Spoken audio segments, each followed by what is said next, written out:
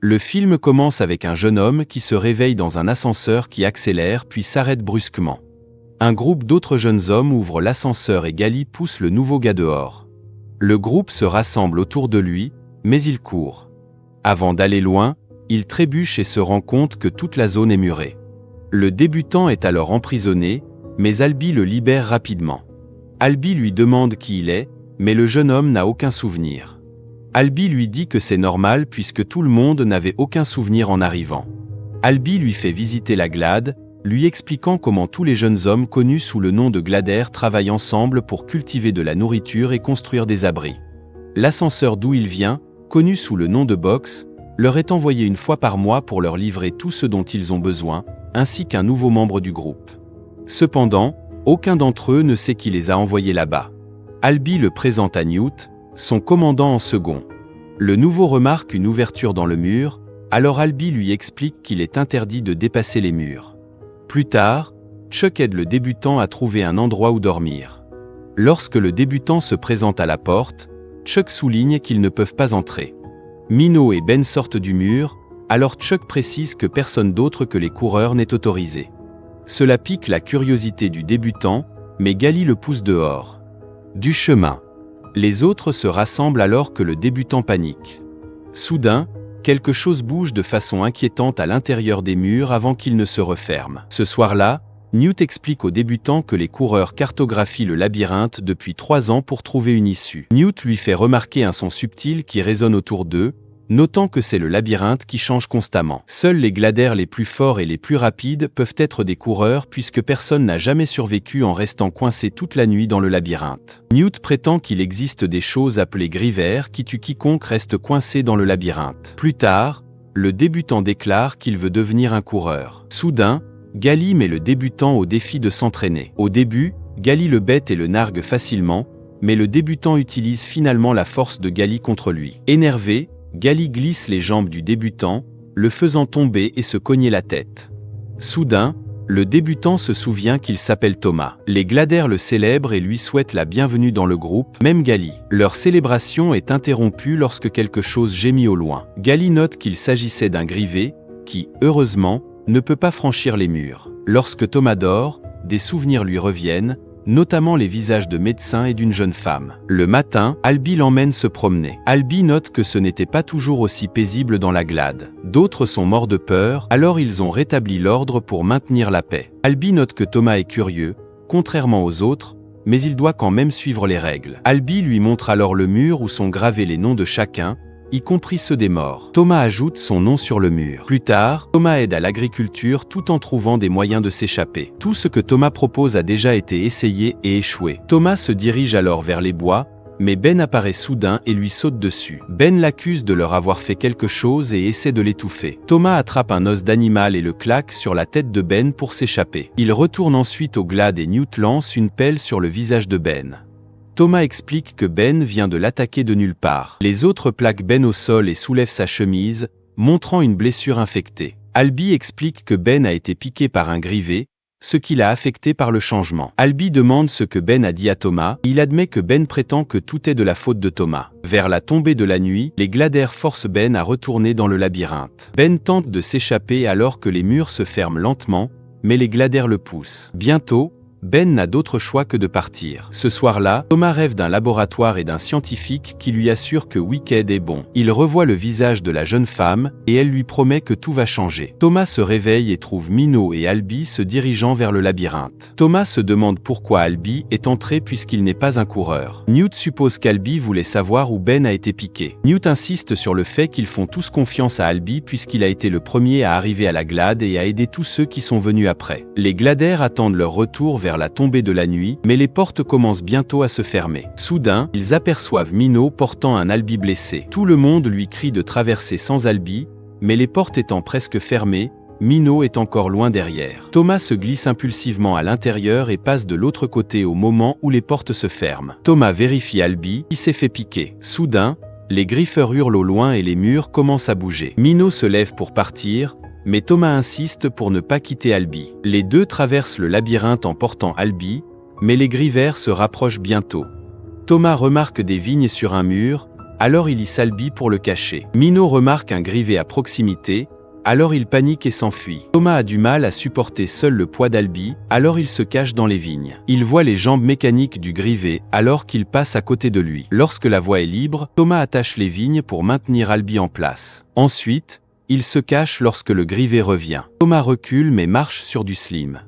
Au-dessus de lui, il trouve le grivet qui se rapproche de lui. Thomas court tandis que le grivet le poursuit, mais il se retrouve dans une impasse. Alors que le grivet se jette sur lui, Thomas grimpe sur quelques vignes et grimpe au sommet des murs inférieurs. Le grivet grimpe également et le poursuit, alors Thomas se jette sur un autre mur et attrape les vignes. Le grivet le suit, provoquant l'effondrement des vignes. Le grivet reste coincé dans les vignes et Minot trouve enfin Thomas. Il trouve un mur qui se ferme, alors il se précipite à l'intérieur pour mettre le mur entre eux et le grivet. Thomas reste en retrait et attend que le grivet se rapproche.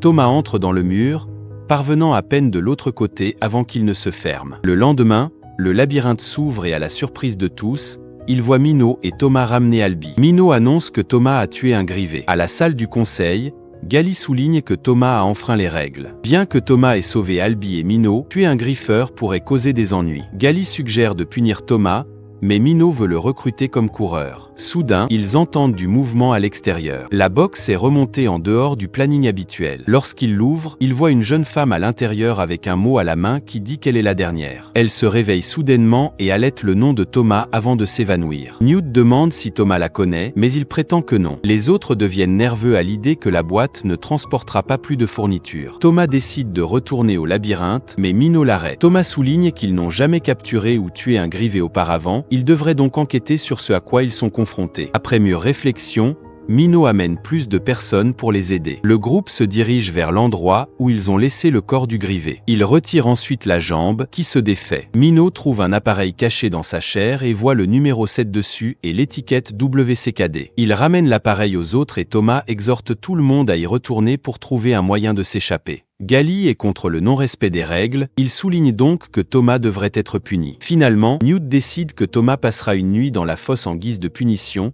mais il le promeut toujours officiellement comme coureur. Minot emmène Thomas dans la cabane du coureur, où ils ont construit une carte du labyrinthe. Ils révèlent qu'ils ont déjà cartographié tout le labyrinthe, mais qu'il n'y a pas d'issue. Albi a décidé de ne pas le dire aux autres pour garder espoir, mais maintenant, Minot pense qu'ils ont une chance.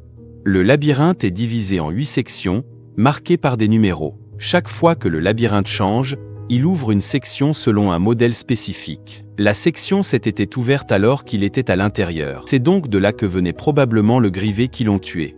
Finalement, la jeune fille se réveille mais a escaladé la tour de guet et jette des pierres sur les gladaires. Thomas la fait arrêter, alors il grimpe dans la tour. Arrivé sur place, il trouve la jeune fille tenant un couteau. Il la calme et elle révèle qu'elle s'appelle Teresa.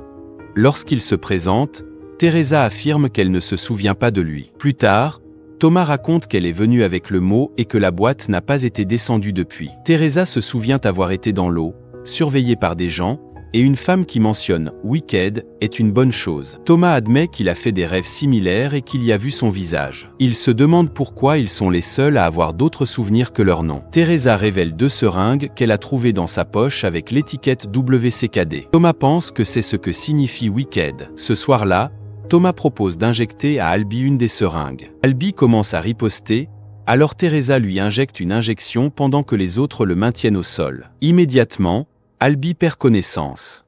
Gali emmène alors Thomas à la fosse. Thomas demande pourquoi Gali le déteste, et il explique que tout a commencé à s'effondrer après son arrivée.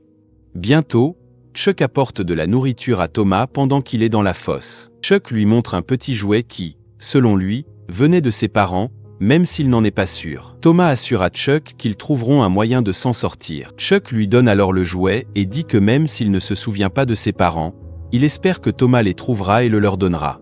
Cependant, Thomas le lui rend et promet d'aider tout le monde à s'échapper afin que Chuck puisse le donner à ses parents à la place. Au lever du soleil, Minot et Thomas courent vers l'anneau intérieur du labyrinthe et découvrent que la section s'était à nouveau ouverte, même si elle n'est pas censée l'être. À l'intérieur, ils trouvent des structures métalliques qu'il appelle Blades ainsi que les vêtements abandonnés de Ben.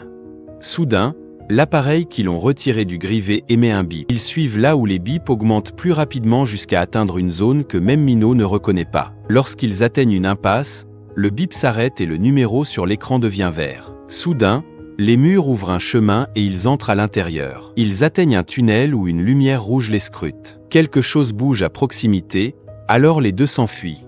Dehors, les lames commencent à bouger, alors elles se dépêchent de sortir du labyrinthe. D'autres murs émergent du sol, fermant la section. Minot et Thomas s'engagent dans un chemin juste avant qu'il ne se ferme. Finalement, ils retournent à la clairière et annoncent qu'ils ont trouvé un nouveau passage qui pourrait être une issue. Minot suppose que le passage est l'endroit où les Grivers vont dans la journée, mais Gally souligne qu'ils pourraient se retrouver face à des dizaines de Grivers à l'intérieur. Thomas et Gally se disputent jusqu'à ce que Teresa annonce qu'Albi est réveillé. Il vérifie Albi et Thomas l'encourage en lui disant qu'ils peuvent enfin sortir, mais Albi prétend qu'ils ne les laisseront pas.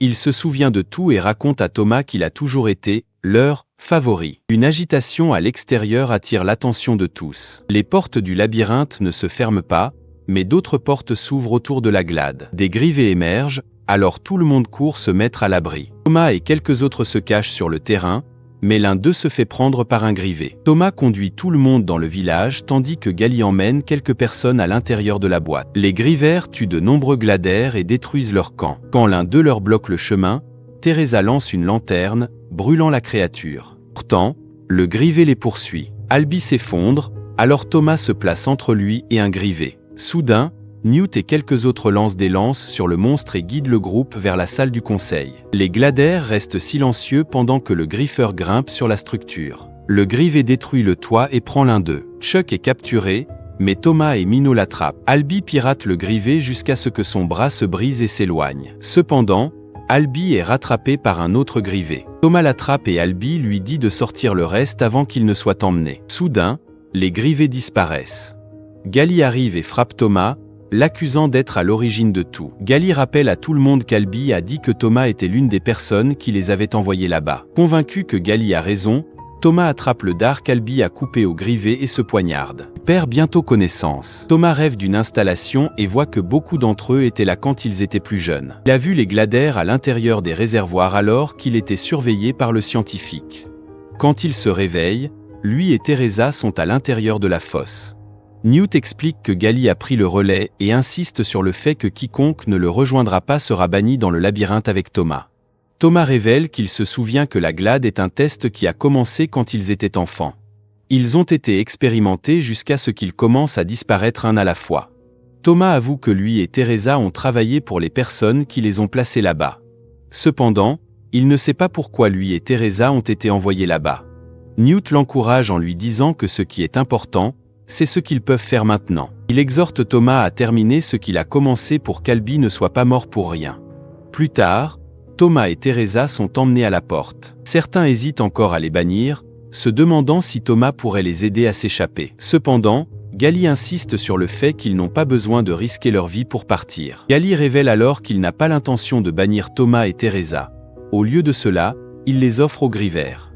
Teresa est attachée à un poteau, mais quand les autres isent Thomas, il les attaque. Minot, Newt et Chuck se joignent à eux pour retenir Gally. Thomas propose aux autres de les rejoindre, soulignant qu'il préfère risquer sa vie plutôt que d'être prisonnier dans la glade. Certains gladaires sont convaincus et Thomas propose à Gally de les rejoindre, mais il leur dit simplement bonne chance. Le groupe se dirige vers l'intérieur du labyrinthe et Thomas les conduit au tunnel de la section 7. Le groupe combat un Grivet avec des lances, mais un est jeté. Teresa frappe le Grivet, faisant accidentellement tomber l'appareil par Chuck.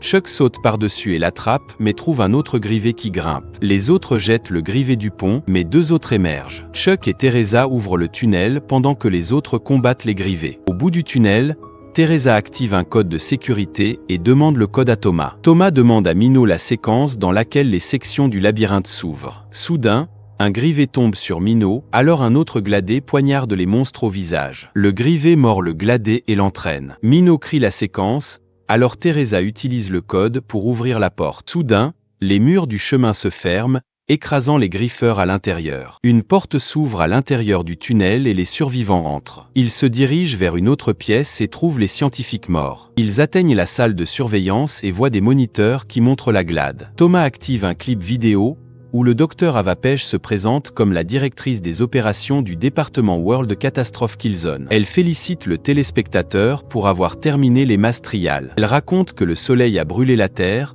tuant des milliards de personnes à cause du feu et de la famine. Bientôt, un virus mortel connu sous le nom de Flar a rendu les survivants enragés. Cependant, la nouvelle génération semblait immunisée contre le virus. Les scientifiques ont placé les jeunes hommes dans la glade pour étudier leur activité cérébrale dans des environnements difficiles afin de formuler un remède. Va souligne que tout le monde n'est pas d'accord avec l'expérience. Les soldats commencent à faire irruption derrière elle alors qu'elle leur assure que leurs expériences étaient pour le bien commun. Après la vidéo, Thomas retrouve son corps dans une autre pièce derrière eux. Une autre porte s'ouvre, mais tout le monde hésite. Soudain, Gally apparaît, mais il se fait piquer. Gally pointe une arme sur Thomas et affirme qu'il appartient au labyrinthe. Il appuie sur la gâchette et Chuck pousse Thomas à l'écart tandis que Minot lance une lance sur Gally. Gally meurt, mais Chuck est abattu. Chuck rend le jouet à Thomas, le remerciant de lui avoir donné une chance. Chuck décède bientôt et Thomas pleure. Des individus armés font irruption et les emmènent dehors. Thomas se retrouve dans un désert et jeté dans un hélicoptère avec les autres. Les gens leur assurent qu'ils sont en sécurité pendant que l'hélicoptère survole le labyrinthe. Avec eux loin, Ava organise une réunion avec les gens du WCKD. Elle essuie le faux sang de son front et annonce que l'essai du labyrinthe a réussi. Le groupe peut maintenant passer à la phase 2. Après avoir échappé au labyrinthe avec ses camarades de la communauté des gladaires, Thomas se réveille dans un hélicoptère. Les soldats conduisent les adolescents dans leur installation tout en repoussant les personnes infectées et enragées connues sous le nom de Crank. Dans l'installation, le chef, Johnson, accueille Thomas et les gladaires, Teresa, Minot, Newt, Fripan et Winston. Johnson promet de les emmener dans une zone sécurisée où WCKD ne pourra pas les trouver. Ils sont immunisés contre le virus braise. Par conséquent, Johnson croit qu'ils sont la chance de survie de l'humanité. Les gladaires subissent ensuite des évaluations médicales et des échantillons de leur sang sont prélevés. Thomas est ensuite emmené dans une salle d'interrogatoire où Johnson lui demande ce qu'il sait sur WCKD. Thomas admet qu'il travaillait autrefois pour WCKD, mais ils l'ont envoyé dans le labyrinthe où il a vu ses amis mourir. Johnson se demande pourquoi WCKD a envoyé Thomas dans le labyrinthe, mais Thomas insiste sur le fait qu'il ne se souvient pas pourquoi.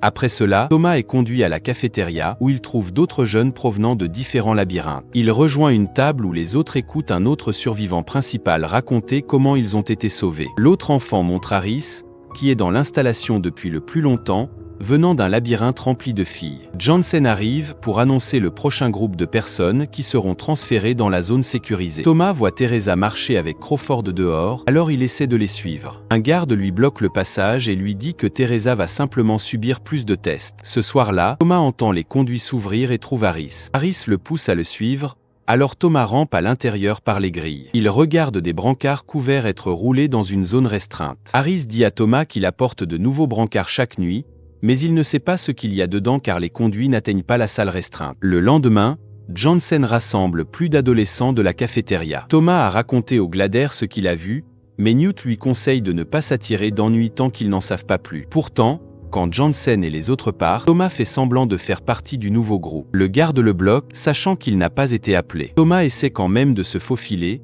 provoquant un chahut qui attire l'attention de Johnson. Les gladaires sont renvoyés dans la pièce. Thomas révèle qu'il a volé la carte d'accès du garde pour ouvrir la zone restreinte. Il insiste sur le fait que l'installation cache quelque chose, mais les autres ne sont pas convaincus car l'installation leur a donné des repas et des lits appropriés, ce qu'ils n'avaient pas eu depuis longtemps. Soudain, Harris arrive par les conduits et Thomas le rejoint. En utilisant la carte, ils ouvrent la porte de la salle restreinte et trouvent les adolescents appelés par Johnson inconscients et reliés à des tubes. Ils entendent la porte s'ouvrir, alors ils se cachent. Johnson arrive et parle à la scientifique en chef Ava Page lors d'un appel vidéo. Thomas est surpris de la voir en vie, étant donné qu'il l'a vu se tirer une balle dans une vidéo lorsqu'il a échappé au labyrinthe. Ava ordonne à Johnson de faire sédater tous les adolescents et de les préparer pour la récolte. Johnson négocie pour plus de temps et lui assure que les sujets sont en sécurité dans l'installation. Cependant, Ava se plaint que le Reichsarm a déjà pris le contrôle de 2 autres installations, donc elle ne peut pas se permettre de perdre plus de sujets, car elle est proche de trouver un remède contre le virus braise. Thomas retourne rapidement dans sa chambre et explique à ses amis qu'Ava est vivante et que l'installation fait également partie de WCKD. Bientôt, Johnson et ses hommes arrivent, mais les gladaires sont déjà partis. Thomas guide les gladaires hors des conduits, mais Harris retourne en arrière, affirmant vouloir faire quelque chose pour les aider à s'échapper. Winston le rejoint pour l'aider tandis que les autres avancent. Cependant, il tombe sur Crawford juste au moment où l'alarme retentit. Jansen se dirige vers la salle de contrôle et voit les gladaires prenant Crawford en otage. Jansen dit à ses hommes de se diriger vers l'aile médicale, sachant que Thomas va rejoindre Teresa. Un garde bloque bientôt le chemin des gladaires, leur tirant des balles tasées dessus, mais Minot le met à terre. Thomas prend l'arme, et il continue vers l'aile médicale où il trouve Teresa. D'autres gardes arrivent, alors Thomas et Newt fracassent la porte. La fenêtre vers la pièce suivante est bloquée, mais il se retrouve face à face avec un homme masqué. Thomas le tire instantanément avec un tasé et il se précipite vers la sortie. Thomas utilise la carte d'accès pour déverrouiller la porte, mais cela ne fonctionne pas. Soudain, Jansen arrive et les avertit qu'ils ne survivront pas dans la terre brûlée. Ils seraient tués soit par les cranks, soit par les éléments rigoureux. Soudain, la porte s'ouvre, révélant Harris et Winston de l'autre côté. Thomas tire sur Jansen et les gardes avant de se précipiter dehors, juste avant que la porte de secours ne se ferme. Les gladaires s'aventurent dans la tempête de sable sombre, poursuivis par les gardes. Teresa atteint un centre commercial abandonné, alors il cherche refuge à l'intérieur. Thomas explique que l'installation est toujours WCKD et qu'il gardait les autres en vie tout en les drainant. Thomas croit que le Reichsarm est l'ennemi de WCKD, donc il devrait les trouver. Dans le bâtiment, il trouve un abri de fortune avec des lampes de poche et des vêtements. Thomas les pousse à se séparer pour rassembler des provisions. En cherchant, Minot découvre une lampe et se rend compte que le bâtiment a de l'électricité, alors ils suivent les fils jusqu'à la salle des générateurs. Minot allume le générateur, allumant toutes les lumières du bâtiment. Les lumières alertent les cranks, alors Minot et Thomas courent vers le centre commercial et barricadent la porte. Cependant, d'autres cranks sont dans le bâtiment, alors ils courent vers les autres. Les gladaires montent aux étages supérieurs, mais un crank attaque Newt, alors Thomas le repousse d'un coup de pied. Ils atteignent un couloir étroit qui mène à une impasse. Pendant que les autres essaient de forcer les portes verrouillées, Winston tire sur les cranks. Finalement, Frippan enfonce la porte, mais Winston est tiré en arrière. Le crank lui griffe l'estomac jusqu'à ce que les autres le tirent dehors et s'échappent. Les gladaires passent la nuit cachés derrière les débris. Thomas se réveille le lendemain et découvre que les cranks sont partis. En marchant dans les rues d'une ville en ruine, des vaisseaux de WCKD volent au-dessus, alors ils se cachent. Finalement, ils atteignent le bord de la ville, mais Winston s'effondre. Pendant qu'il se repose, Teresa révèle à Thomas que WCKD lui a fait quelque chose pour provoquer le retour de ses souvenirs. Elle se souvient comment ils sont arrivés chez WCKD en premier lieu et argue qu'ils devraient y retourner. Elle insiste sur le fait que les choses ne sont pas si simples, mais avant qu'elle puisse expliquer davantage, ils entendent un coup de feu. Winston révèle qu'il est infecté, et que cela s'aggrave. Alors Newt lui rend l'arme. Winston le remercie et les exhorte à partir. Les gladaires disent au revoir tristement à leur ami et Thomas s'excuse avant de partir. Une fois suffisamment loin, ils entendent le coup de feu qui met fin à la vie de Winston. Ce soir-là, ils concluent que tous ne sont pas immunisés. Les gladaires continuent leur voyage. En dormant le soir suivant, Thomas voit des lumières devant, alors il réveille les autres. Une tempête approche derrière eux, alors ils se précipitent vers les lumières alors que la foudre frappe. Les gladaires atteignent un entrepôt à l'apparence abandonnée. Soudain, Minot est frappé par la foudre. Il le transporte à l'intérieur, où il se réveille heureusement. Teresa vérifie les lieux et voit des cranks enchaînés tout autour d'eux. Soudain, une lumière s'allume et une femme s'approche d'eux, hors de portée des cranks. Brenda les invite à entrer, où ils trouvent d'autres survivants. Brenda les conduit à leur chef, Rory. Thomas lui dit qu'il cherche le Reichsarm, mais Rory affirme qu'ils sont partis depuis longtemps. Quand Rory demande d'où ils viennent, il refuse de répondre. Les hommes les plaquent au sol, permettant à Brenda de scanner l'arrière du cou de Thomas et de révéler qu'ils viennent de WCKD. Les gladaires sont suspendus la tête en bas dans une tour, et Rory leur dit que ces hommes ont l'intention de les vendre à WCKD. Cependant, il ne s'est pas encore décidé, alors il leur demande ce qu'ils savent sur le Reichsarm. Rory révèle que, bien que les autres pensent qu'ils sont partis, il les a entendus sur les ondes. Il propose un marché en échange d'informations. Thomas explique que le Reichsarm se cache dans les montagnes et sauve les enfants de WCKD. Avant que Rory puisse continuer, un de ses hommes, Barclay, arrive dans son bureau. Rory rassemble son équipement et dit à Brenda qu'il part. Il a l'intention d'utiliser les gladaires pour rencontrer le Reichsarm, mais ils ne peuvent pas laisser les autres le savoir. Cependant, des soldats de WCKD arrivent et infiltrent le bâtiment. Pendant ce temps, Minot pousse Teresa à atteindre le levier et à les libérer. L'hélicoptère de Jansen arrive et il leur ordonne de rendre les adolescents, sinon ils seront tous tués. Pendant que les Gladaires s'échappent, Barclay se dirige vers eux. Rory dit à Brenda d'aller chercher les adolescents pendant qu'il prépare une chanson. Barclay empêche les adolescents de s'échapper et appelle Jansen par radio. Brenda arrive et tire sur Barclay, puis conduit les adolescents au loin. Avant de partir, cependant, Teresa remarque la radio de Barclay. Pendant ce temps, Rory joue de la musique qui résonne dans tout le bâtiment. Il rejoint ensuite les autres et les conduit vers une voie d'évasion. Les Gladaires glissent le long d'une corde pour atteindre le bâtiment suivant. Cependant, Brenda s'enfuit, alors Thomas la poursuit. Brenda cherche un objet dans le bureau de Rory, mais les soldats les trouvent. Ils se précipitent hors du bâtiment alors que la chanson approche de la fin. Acculés, Brenda et Thomas traversent des poutres étroites. La chanson se termine et déclenche plusieurs bombes tout autour du bâtiment. Après l'explosion, le bâtiment s'effondre, alors Brenda et Thomas se laissent tomber dans la cage d'ascenseur. Une fois la poussière retombée, Brenda explique que Rory veut les utiliser pour atteindre le refuge du Reichsarm. Rory a un ami nommé Marcus qui a fait sortir des enfants des installations de WCKD. Brenda pense que Rory emmènera les autres chez lui. Brenda et Thomas ouvrent une trappe pour accéder aux égouts, mais ils entendent déjà des cranks à l'intérieur. Pourtant, ils n'ont pas d'autre choix que d'entrer. En cherchant un passage, Brenda trouve des racines noires poussant dans l'un des tunnels. Ils regardent un rat courir jusqu'à ce qu'un crank sorti des racines l'attrape et le mange. L'odeur du sang attire plus de cranks, alors Brenda et Thomas s'enfuient. Ils se précipitent vers la lumière mais se retrouvent au bord d'une falaise surplombant un gouffre entre deux bâtiments effondrés. Ils grimpent dans l'un des bâtiments alors que les cranks continuent de les poursuivre. Ils montent un escalier de secours, mais quand Brenda attrape une rampe,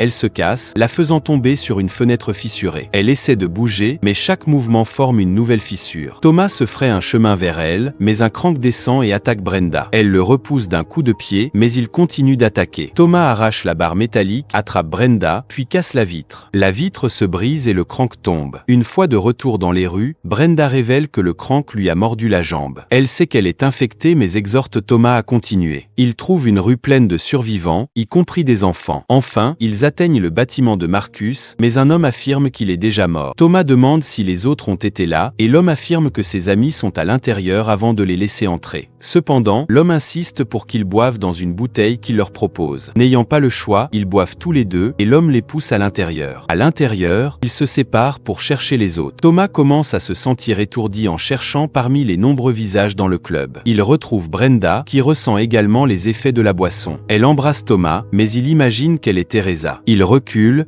blessant les sentiments de Brenda. Au milieu de la fête, Thomas hallucine avant de s'évanouir. Thomas se souvient du moment où lui et Teresa se sont rencontrés dans la salle des serveurs de WCKD. Il a demandé à Teresa de faire confiance au fait qu'il devait faire ce qu'il faisait parce qu'il ne pouvait plus regarder ses amis mourir. Thomas se réveille avec Teresa et Minot à ses côtés. Il trouve Rory en train de battre l'homme qui lui a donné la boisson. Il apprend que cet homme est en fait Marcus. Rory exige de connaître l'emplacement du Reichsarm, mais Marcus révèle qu'il les a quittés il y a longtemps. Marcus explique qu'il attire les adolescents dans son club et les laisse s'amuser avant de laisser WCKD les récupérer. En colère, Rory pointe une arme sur lui, alors Marcus finit par céder point et elle leur dit que le Reichsarm a un avant-poste dans les montagnes, mais qu'il est loin. Pour accélérer les choses, Rory vole la voiture de Marcus. Ils arrivent bientôt à une impasse où quelqu'un leur tire dessus, les obligeant à se mettre à couvert. Rory ordonne à Thomas de lancer une bombe, mais deux femmes les tiennent en joue avant qu'ils ne puissent le faire. Elles rassemblent le reste du groupe, mais l'une des femmes reconnaît Harris. Elles enlèvent leurs masques, et Harris les reconnaît comme étant Harriet et Sonia de Miss May. Harriet et son groupe les emmènent au camp du Reichsarm et les présentent au chef, Vince. Soudain, Brenda s'effondre, alertant les autres qu'elle est infectée. Immédiatement, Vince vise pour tirer, mais Thomas le supplie de l'aider à la place. Une doctoresse nommée Marie arrête le tumulte et reconnaît Thomas, bien qu'il ne se souvienne pas d'elle. Marie révèle qu'il était son informateur qui leur avait donné les coordonnées des installations de WCKD. Elle ordonne aux autres de sauver Brenda pour rembourser Thomas. Dans sa tente, Marie révèle qu'elle travaillait pour WCKD, mais quand ils ont découvert que les immunisés produisaient une enzyme dans le cerveau qui ralentit le virus de la braise, ils étaient prêts à récolter l'enzyme chez les jeunes. Marie prend une enzyme stockée et l'injecte à Brenda. Cela ralentit le virus, mais elle aura besoin de plus à l'avenir. Avant de partir, Marie rappelle à Thomas qu'ils ne peuvent pas emmener Brenda lorsqu'ils partiront. Thomas veille sur Brenda et remarque l'objet qu'elle a récupéré dans le bureau de Rory. Il l'ouvre et trouve une photo à l'intérieur. Brenda se réveille et explique que c'est son frère. Brenda raconte que WCKD l'a emmené,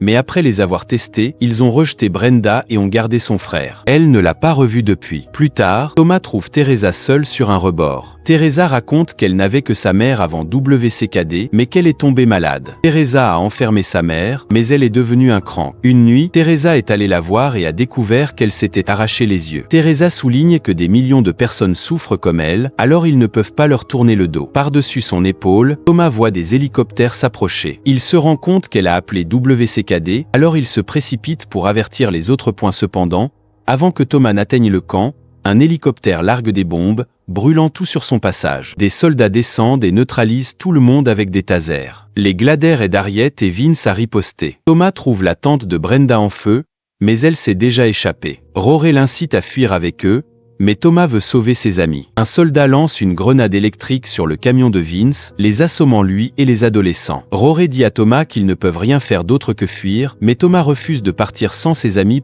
L'hélicoptère atterrit alors que les soldats rassemblent tout le monde. Johnson cherche Thomas, donc il se rend. Peu après, un grand vaisseau atterrit et Ava en descend. Elle ordonne aux soldats d'emmener les captifs à bord pendant qu'elle salue Thomas. Teresa se tient aux côtés d'Ava et Johnson révèle qu'ils ont intentionnellement restauré ses souvenirs, sachant qu'elle les aiderait. Teresa s'excuse mais insiste sur le fait qu'ils doivent trouver un remède. Marie confronte Ava, mais Johnson lui tire dessus. Alors Caris et Sonia sont emmenés à bord du vaisseau. Thomas dévoile une bombe, menaçant de tout faire exploser. Ava lui demande s'il veut vraiment que ses amis meurent, mais les Glader le soutiennent, l'encourageant à le faire. Avant qu'il n'appuie sur le détonateur, Rory arrive en trombe avec un camion. Le crash crée une diversion permettant aux autres de riposter. Thomas jette la bombe sur des soldats, et faisant exploser. Johnson le met à terre et pointe une arme sur lui, mais Brenda tire sur Johnson. Les autres aident au combat, mais Minot est tasé et capturé. Thomas et les autres essaient de le rejoindre, mais ils sont submergés et Rory les entraîne à l'écart. Ils regardent Minot et Teresa être emmenés à bord du vaisseau pour retourner chez WCKD. Au matin, les survivants se regroupent. Thomas déclare qu'il veut sauver Minot, même s'il doit le faire seul. Les autres pensent que c'est sans espoir, mais Thomas leur rappelle que WCKD ne s'arrêtera jamais, alors il les arrêtera. Les autres sont convaincus et se tournent vers Thomas pour les guider.